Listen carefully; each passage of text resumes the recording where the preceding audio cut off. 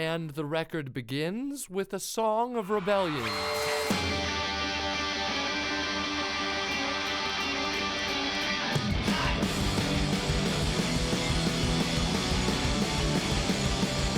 Say Anything formed when I was about 15 years old. I met the drummer of the band at Jewish summer camp. The record is about growing up, and it's like searching for yourself, trying to feel like you're real and worth something. And so it's that struggle when you feel like you're just kind of like a cog in a machine. It was very easily relatable to the Pinocchio story for me, so I chose to call it Say Anything Is a Real Boy.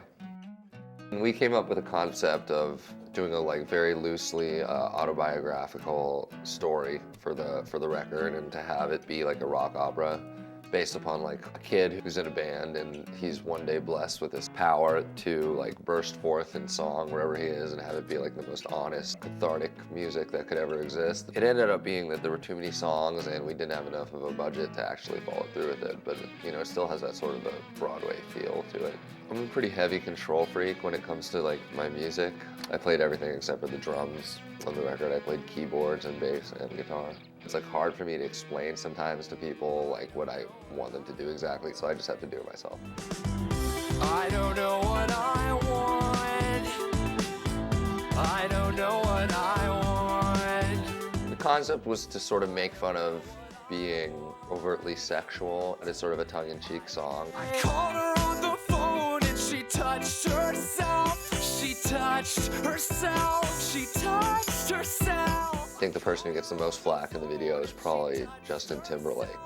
I laughed myself to sleep. But I'm a huge fan of his. You know, sexiness has its place in the world. It's just that, you know, some people overdo it. He's not one of them, but there's lots of bands that do, and since we're a band, I thought it would be funny to like, kids would find it funny to see us trying to be sexy. Henry is a good friend of mine because I grew up with his son.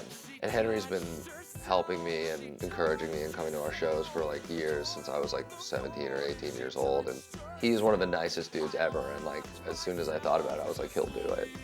He was so nice to everyone, but then he like showed up and he was improvising and he started like singing along, and it was really funny, like one of the funniest things ever. There was a scene where I had to work with a choreographer. I got to do them in this like box that was like moving the whole time I was in it. So I guess it was the most fun because it was like the weirdest thing ever.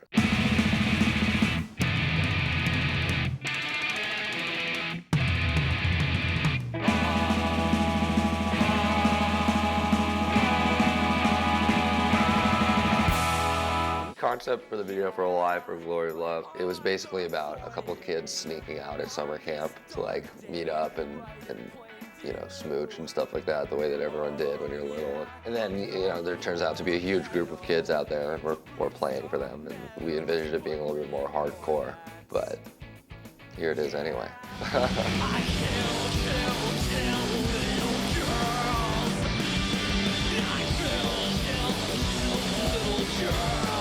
Our live show is a lot more frenetic and loud and hard.